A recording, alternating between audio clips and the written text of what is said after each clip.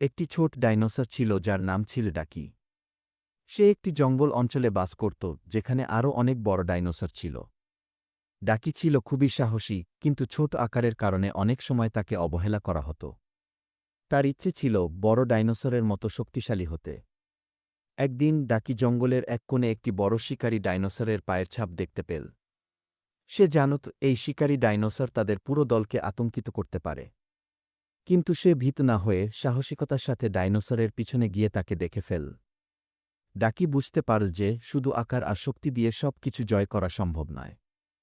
সে তখন শিকারী ডাইনোসরের সামনে এসে তাড়াতাড়ি ছোট ছোট পথে চলে যায়, যাতে শিকারী তার পিছু নিতে না পারে। অনেক সময় পর শিকারী হাল ছেড়ে দেয় এবং চলে যায়। ডাকি জঙ্গলে ফিরে গিয়ে সবাইকে জানিয়ে দেয় যে সাহস ও বুদ্ধির মাধ্যমে সব কিছু জয় করা সম্ভব। এই ঘটনা সবাইকে শিখিয়ে দেয় যে আকার বা শক্তি সব কিছু নয়, সাহস এবং বুদ্ধি সবচেয়ে বড়।